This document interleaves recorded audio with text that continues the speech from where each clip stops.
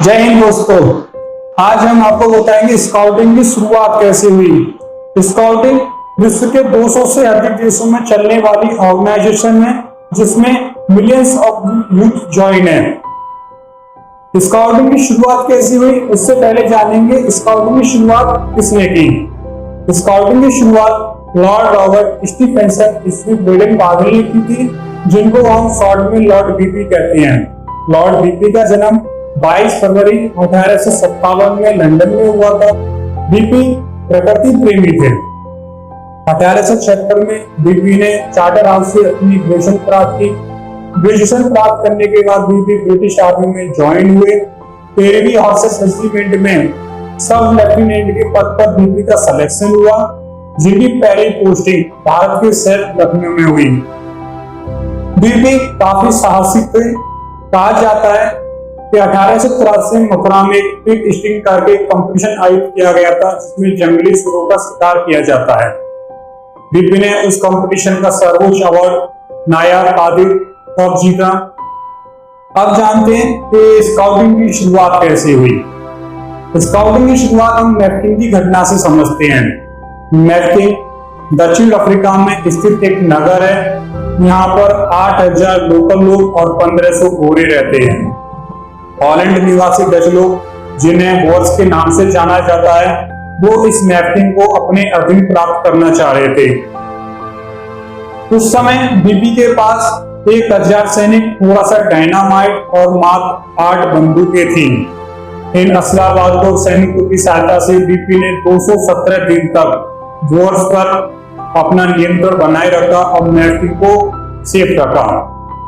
17 मई को 1900 में जब इंग्लैंड से सहायता प्राप्त हुई सैनिक, तो बीपी ने बोर्स पर विजय प्राप्त की। आखिर रोज ऐसा क्या हुआ कि बीपी ने 217 दिन तक इस युद्ध को संभाले रखा। आइए जानते हैं उसके कुछ फैक्ट्स।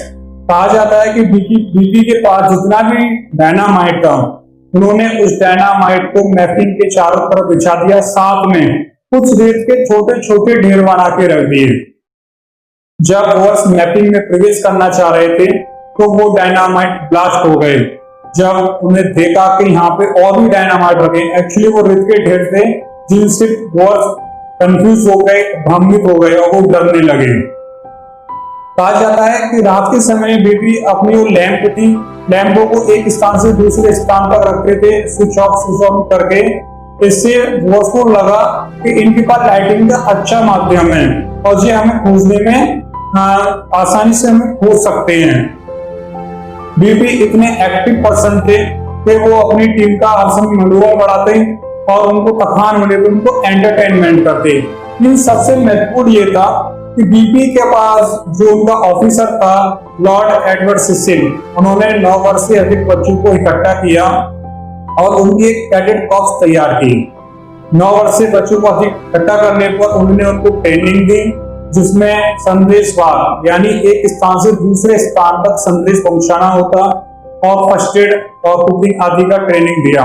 जिन स्थानों पर सैनिक लगे थे वो युद्ध के लिए फ्री हो गए थे। जब मैफ्किन का वॉर समाप्त हुआ, बीपी जी ने एक पुस्तक लिखी जिसका नाम था एड्स टू स्काउटिंग।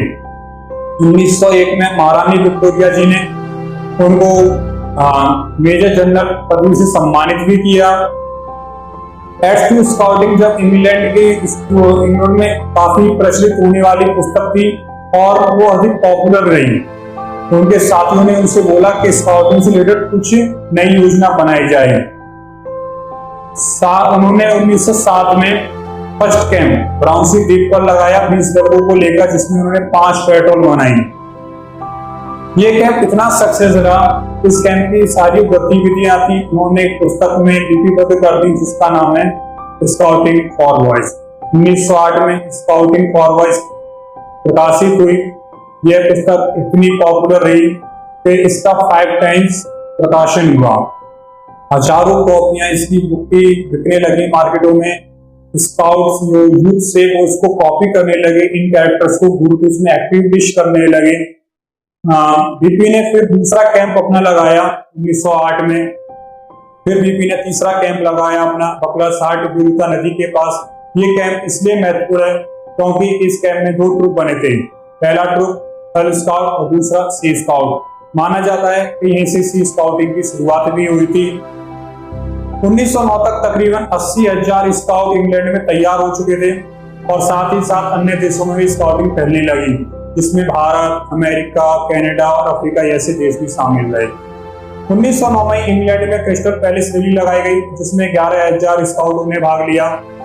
इन 11,000 स्काउटों में कुछ लड़कियां भी थी जो स्काउट यूनिफॉर्म पहन के इस कैंप में आ गई। जब बीपी की नजर इन लड़कियों पे पड़ी तो उन्होंने लड़कियों से पूछा कि आप कौन हैं, तो उन्होंने बताया कि हम गर्ल स्काउट हैं। बीपी ने लड़कियों का स्काउटिंग में इंटरेस्ट देखा तो 1910 में उन्होंने अपनी सिस्टर मिस एग्नेस विडन पावेल के सपोर्ट से गर्ल गाइडिंग की शुरुआत करी। 1910 में बीपी ने अपनी आर्मी से रिजाइन दे दिया, फुल टाइम स्काउटिंग करने लगे। वेंडिले जैसा रैली आयोजित की गई 1911 में, जिसमें 30,000 स्काउटों ने भाग लिया। 1914 से 1918 तक वर्ल्ड वॉर में स्काउटिंग ने अपना सहयोग दिया। 1920 में वर्ल्ड स्काउटिंग जमहूरी लगी फर्स्ट लंदन में, जिसे ओलंपिया लंदन जमहूरी के नाम से जानते हैं, जिसमें 34 देशों के 8,000 स्काउटों ने प्रतिभाग किया। इस प्रकार धीरे धीरे हमारी स्काउटिंग ग्लोबल लेवल को बढ़ती गई। आइए अब हम जानते हैं भारत में स्काउटिंग की शुरुआत कैसे हुई। 1909 में कैप्टन टी.एच. बेकर ने बेंगलुरु में बॉय स्काउट एसोसिएशन के नाम से पहला स्काउट दल खोला, जो सिर्फ एंग्लो इंडियन बच्चों के लिए था। 1910 में कलकत्ता और जबलपुर में स्काउटिंग की शुरुआत हुई। 1913 में विवियन बॉश ने मध्य भारत में स्काउटिंग की शुरुआत की। 1915 में डॉक्टर एनी बेसेंट और डॉक्टर अलुडेल ने चेन्नई में इंडियन बॉय स्काउट एसोसिएशन की शुरुआत की।